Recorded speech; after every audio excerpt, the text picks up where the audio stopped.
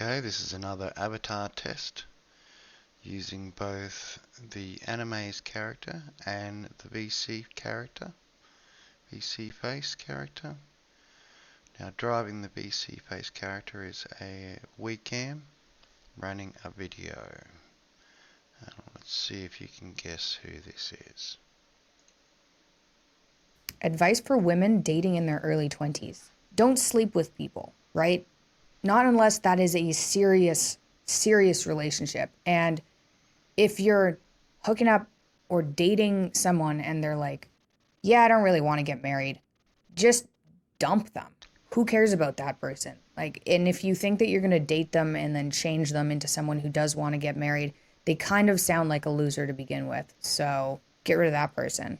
That, or like sit them down and have a very serious conversation and ask questions like, do you ever want to get married? Okay, well, if you do, when do you want to get married? And make sure that your dreams align with their dreams, because if you're dating somebody and they don't have any plan on getting married, then you're wasting your time. And that's trickier for women because women are most attractive and most fertile when they're young. And men, I would say, get more attractive, in their mid 30s, maybe even 40s, and they get richer. So they have time that you don't have. So make sure the person that you're with has the same kind of goals as you. Don't just sleep around. It doesn't help you. And don't be ashamed of actually talking about what you want. If you want to get married and you want to have kids, there's absolutely nothing wrong with that. And for some reason, society at the moment is telling young women that they should just sleep around and work well into their 30s because having kids forever is easy. Don't worry, like science has caught us up, so you can have kids whenever you want, which fortunately there are ways to have kids and extend the period of time you can have kids, but some people aren't that lucky and you don't know if you're one of those people. But it's totally fine to talk to someone and say, hey, I do want to get married. I do want to have kids. That's healthy. And any sane man would be attracted to that. So don't just go with the flow, which is, at least when I was in university, which is party, sleep around, and dampen down, long-term goals. And I think it's also easier when you get a bit older to differentiate between who actually is smart and has it together and who doesn't. I had a very difficult time when I was in my early 20s figuring out who was smart and who wasn't smart. I think that's my advice is for relationships, try to find somebody who aligns. And honestly, if you're in university and you can't find any guy who doesn't suck, maybe go to church. That might be a way to do it. People with Christian values are pretty solid people. It's probably a controversial thing to say. Go fishing for a husband at church, but it might be a good idea. Ooh, this is fun. When should the guy get married? Before or after getting his career on track? I think it totally depends on who you meet. You don't want to meet the girl of your dreams and then think, well, I have to get my career on track. And I know there are a lot of red pill people out there that are like, just wait till your mid 30s, get your career on track, make all your money, then hook up with a 23-year-old because they're most fertile at 23.